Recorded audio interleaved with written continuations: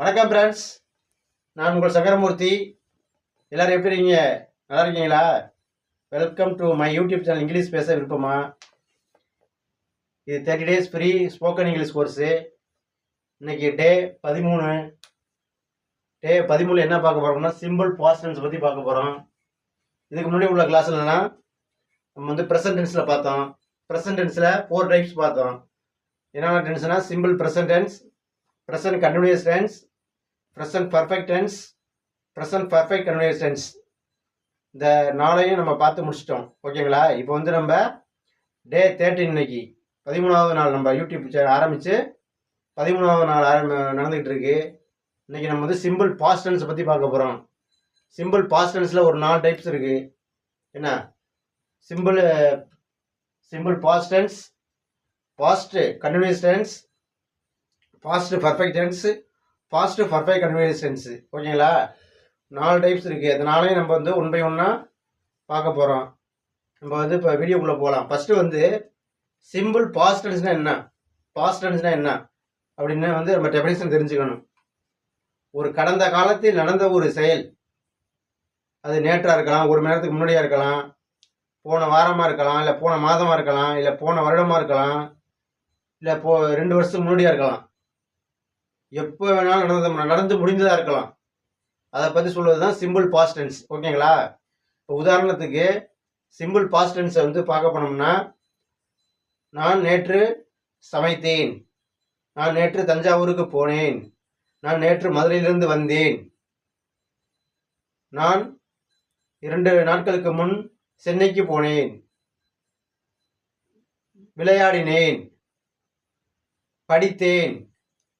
இந்த மாதிரி சொல்கிறது தான் வந்து பாஸ்ட் டென்ஸ். ஓகேங்களா? நடந்து முடிந்ததை பற்றி சொல்வது.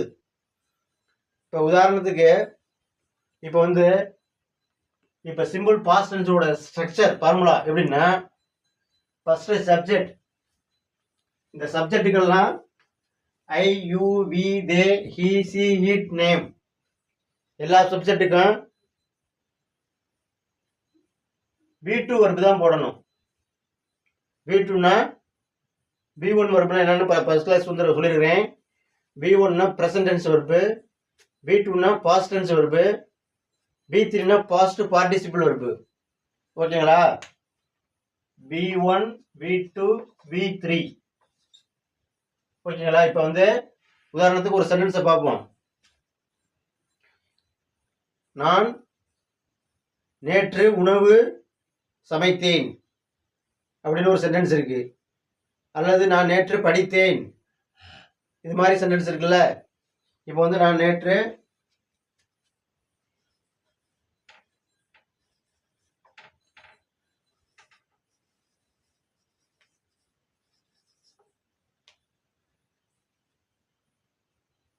படித்தேன்.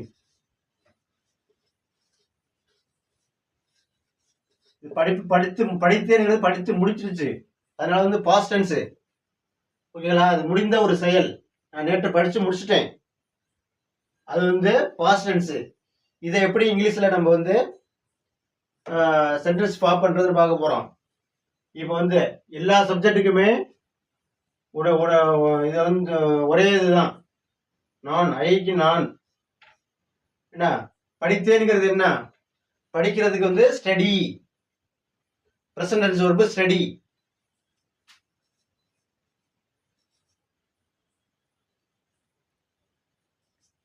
V2 verb past tense verb studied.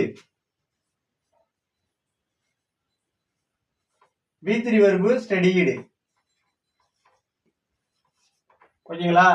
இப்போ வந்து நம்ம பார்க்க போறது பாஸ்ட் டென்ஸ். அதனால இந்த V1 வர்பும் தேவைப்படாது, பையி V3 வர்பும் தேவைப்படாது. நம்ம என்ன இப்ப நமக்கு தேவையான இந்த பாஸ்ட் டென்ஸுக்கு தேவையான வர்பு இது, இந்த V2 வர்பு தான் நமக்கு தேவை. அதனால இந்த V2 வர்பை தான் நம்ம இங்க கொண்டு வரணும்.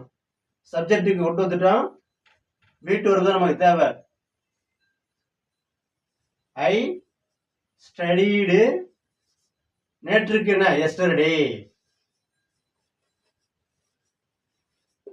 ஓகேவா? நல்லா தெரிஞ்சுங்க. நமக்கு வந்து சிம்பிள் பாஸ்ட் டென்ஸ்ல V2 வர்பை தான் கொண்டு வரணும். ஓகேவா?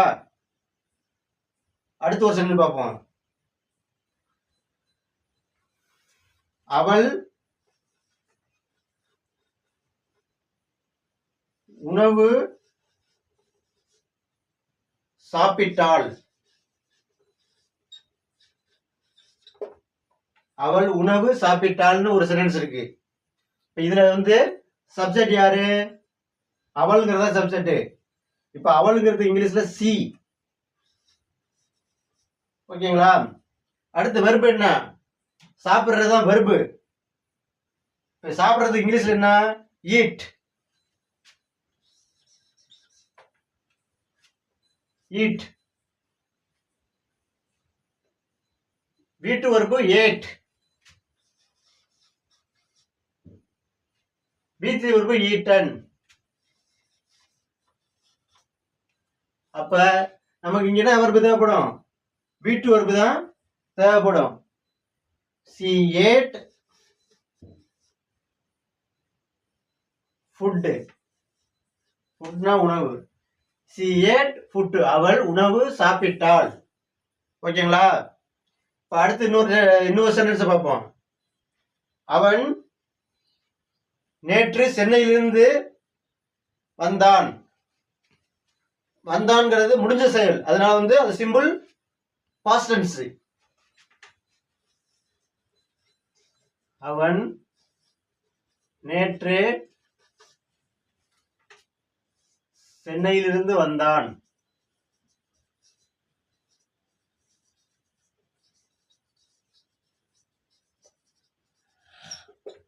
அப்படின்னு ஒரு சென்டென்ஸ் இருக்கு.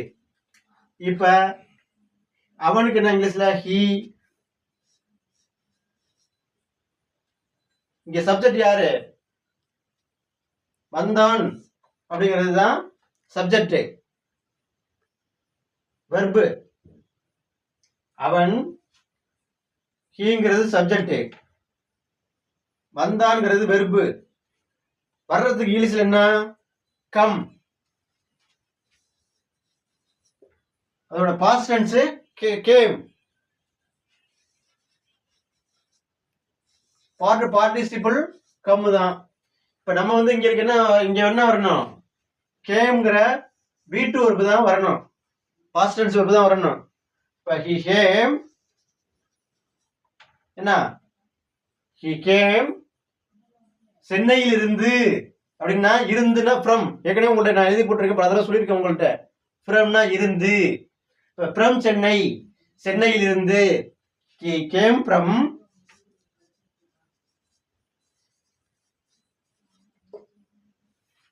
சென்னை yesterday. ஓகேங்களா? புரியுதா? அடுத்து இன்னொரு சென்டென்ஸ் பார்த்துருவோம்.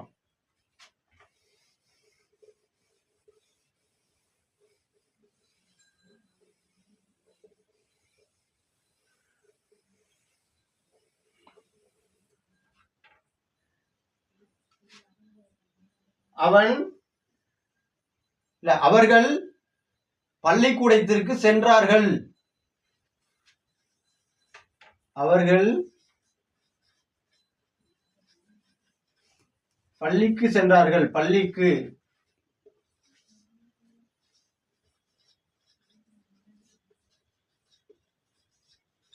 சென்றார்கள் அப்படின்னா தேன்னா அவர்கள். என்ன? தே. இங்க போறதுக்கு கோ. போறதுக்கு கோ இங்கிலீஷ்ல V1 வெர்பு கோ. V2 verb went. போனான். V3 வெர்பு பாஸ்ட் பார்ட்டிசிபிள் ஹான். இது நம்ம பர்ஃபெக்ட் டென்ஸ்ல யூஸ் பண்ணுவோம் இந்த V3 வெர்பு. அதனால இப்ப நமக்கு தேவையில்லை. நமக்கு தேவை என்ன? V2 verb past tense verb தான் தேவை. They went. இப்ப என்ன வரணுங்க? தே சப்ஜெக்ட்டுக்கு வந்துருச்சு. தே அவர்கள் சப்ஜெக்ட். வெண்ட்ங்கிறது verb. V2 verb. They went.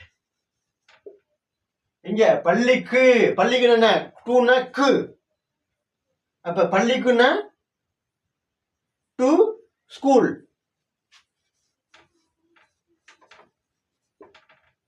They went to school. ஓகேங்களா? இப்போ வந்து உங்களுக்கு ஒன்று சொல்லணும். இந்த ஏற்கனவே நான் பல தடவை இந்த கிளாஸ்ல நான் வந்து கிளாஸ் சொல்லியிருக்கேன், ப்ரீவியஸ் கிளாஸ்ல. இப்போ இந்த இடி சேர்ந்து வருது பார்த்தீங்களா? இந்த இடி சேர்ந்து வர்ற வர்பெல்லாம், ஈடின்னு முடிகிற வர்பெல்லாம் ரெகுலர் வர்புன்னு பேரு. இப்போ உதாரணத்துக்கு ஸ்டடீடு, இதெல்லாம் ஈடி வரிசை எடுத்து குக்கு, குக்குடு, என்ன வாக்கு, வாக்குடு, இந்த மாதிரி ஈடி சேர்ந்த வர்புகள்லாம் வந்து ரெகுலர் வர்புன்னு பேரு. இந்த ஈவன் இல்லாம ஒரு ஒழுங்கற்ற வடிவத்தில் இருக்கு பாருங்க. Eat, ate, eaten, come, came, come, go, went, gone, சம்பந்தம் இல்லாம ஒரு ஈவன் இல்லாம இருக்கு பாருங்க. இந்த மாதிரி வர்புக்கெல்லாம் ரெகுலர் வர்பு, இர்ரெகுலர் வர்புன்னு பேரு. Irregular verb. ஓகேங்களா? இப்போ வந்து நம்ம அடுத்து வந்து நெகட்டிவ் சென்டென்ஸ் இதை எப்படி ஃபார்ம் பண்றதுன்னு பார்க்க போறோம். ஓகேங்களா? நெகட்டிவ் சென்டென்ஸ் நம்ம எப்படி இதில் நம்ம ஃபார்ம் பண்றது அப்படின்னு நம்ம பார்ப்போம். நெகட்டிவ் சென்டென்ஸுக்கு வந்து ஃபார்முலா என்னன்னா, ஃபர்ஸ்ட் சப்ஜெக்ட், சப்ஜெக்ட்டுக்கு அடுத்தது டிட் நாட்,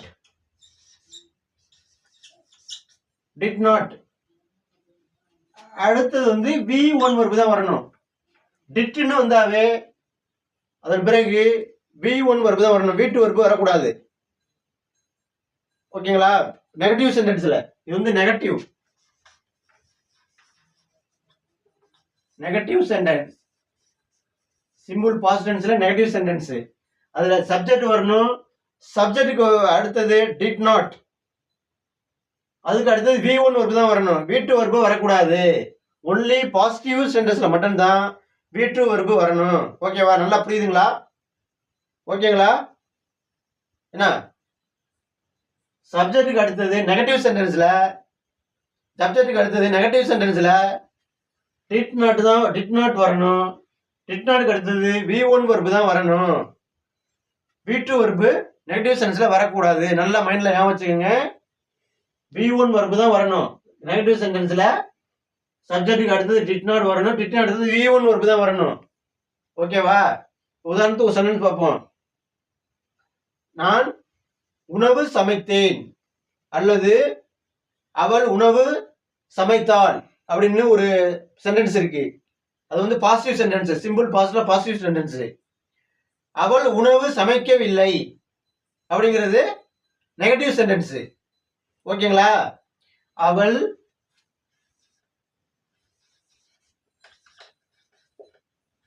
உணவு சமைக்கவில்லை, இது வந்து ஒரு நெகட்டிவ் சென்டென்ஸ். இப்ப as per ஃபார்முலா பிரகாரம் பாருங்க. இப்ப அவள்ங்கிறது வந்து எல்லா சப்ஜெக்டும் டிட் நாட் தான் சேர்க்கணும். இன்னொன்னு நல்லா புரிஞ்சுங்க. எந்த சப்ஜெக்ட் வந்தாலும் I, you, we, they, he, she, it, names, எந்த சப்ஜெக்ட் வந்தாலும் சப்ஜெக்ட்டுக்கு அடுத்தது டிட் நாட்ங்கிற ஆக்சிலரி வெர்பை தான் நம்ம பயன்படுத்தணும். ஆக்சிலரி வெர்புக்கு அடுத்தது கண்டிஷனாக V1 வர்பு தான் வரணும். V2 வர்பு நெகட்டிவ் சென்டென்ஸ்ல வரக்கூடாது. ஒன்லி பாசிட்டிவ் சென்டென்ஸ்ல மட்டும்தான் வரணும். ஓகேவா? இப்ப அவள் உணவு சமைக்கவில்லை அப்படிங்கிறது சின்னா அவள், C did not, V2 verb என்ன இருக்கு சமைக்கிறதுக்கு, V1 வர்பு என்ன சமைக்கிறதுக்கு, குக். குக்குடுன்னு போக கூடாது, ஒன்லி பாசிட்டிவ் சென்டென்ஸ்ல மட்டும்தான் குக்குடு போடணும். சி டிட் நாட் குக், அவள் உணவு சமைக்கவில்லை. ஓகேங்களா? அடுத்து அவன் சென்னையிலிருந்து வரவில்லை, அவன் சென்னையிலிருந்து வரவில்லை, அவன் சென்னையிலிருந்து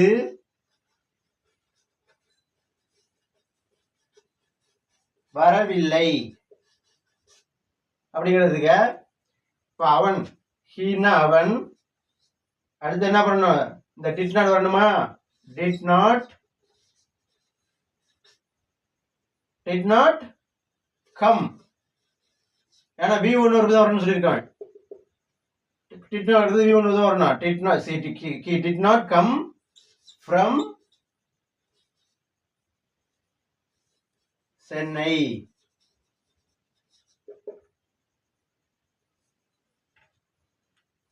அடுத்து இன்னொரு சென்டென்ஸ் பார்ப்போம். அவர்கள் கிரிக்கெட் விளையாடவில்லை அப்படிங்கிறது ஒரு சென்டென்ஸ். இப்ப அவர்கள்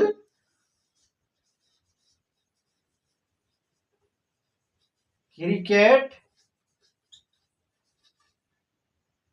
விளையாடவில்லை. நீங்க சொல்லு பார்ப்போம். இப்ப அவர்கள் கிரிக்கெட் விளையாடவில்லைங்கிறது வந்து சிம்பிள் பாஸ்ட்ல நெகட்டிவ் சென்டென்ஸ். இப்ப தேன்னா அவர்கள், தே அடுத்து என்ன வரணும்? ஃபார்முலாக்கு வாங்க. ஃபார்முலா என்ன? Did not. They did not விளையாடுறதுக்கு பிளே. V1 வந்து play. They did not play cricket. ஓகேங்களா? இதான் நெகட்டிவ் சென்டென்ஸ். இப்போ அடுத்து வந்து உங்களுக்கு ஒரு டெஸ்ட்.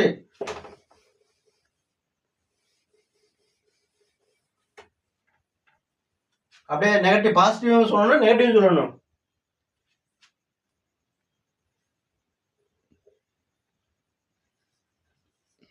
நான் நேற்று தூங்கினேன். இதுக்கு சொல்லுங்க பார்ப்போம். ஐங்கிறது நான், இது பாசிட்டிவ் சென்டென்ஸ்.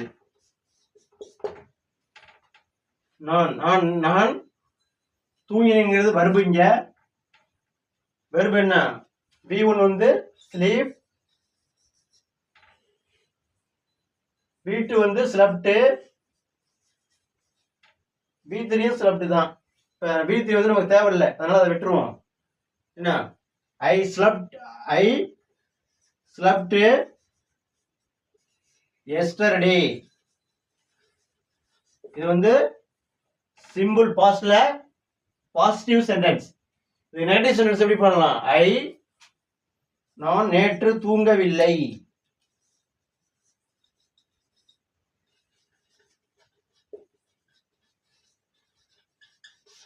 நான் நேற்று தூங்கவில்லை. நான் did not வரணும்னு சொல்லியிருக்கேனா? did not sleep. I did not sleep. நேற்று நான் தூங்கவில்லை. அடுத்து நான்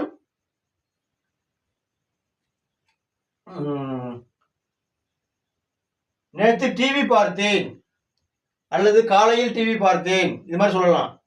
நான்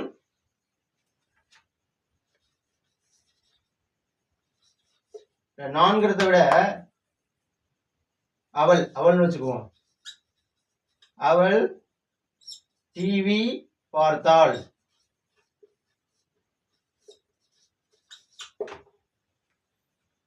அவள் டிவி பார்த்தாலும் வச்சுக்குவான்.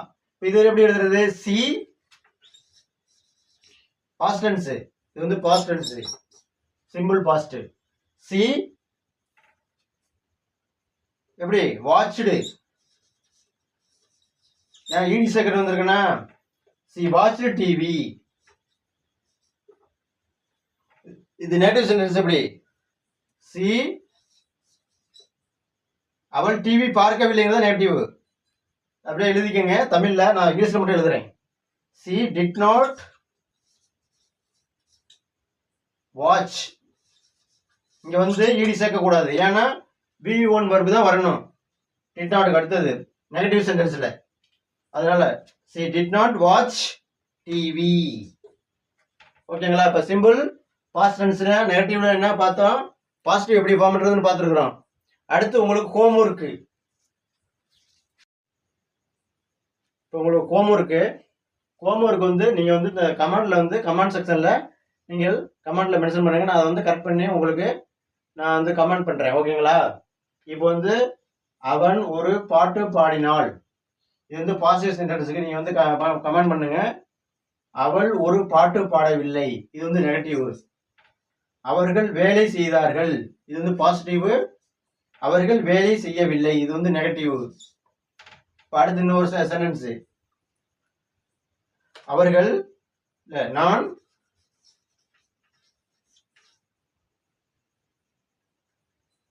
கபடி விளையாடினேன்,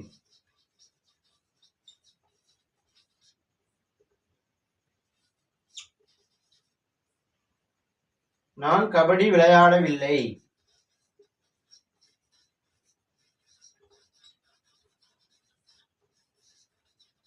இது வந்து நெகட்டிவ், இது வந்து பாசிட்டிவ். இதுக்கெல்லாம் நீங்க வந்து அப்படியே கமெண்ட்ல வந்து கமெண்ட் செக்ஷன்ல கமெண்ட் பண்ணுங்க.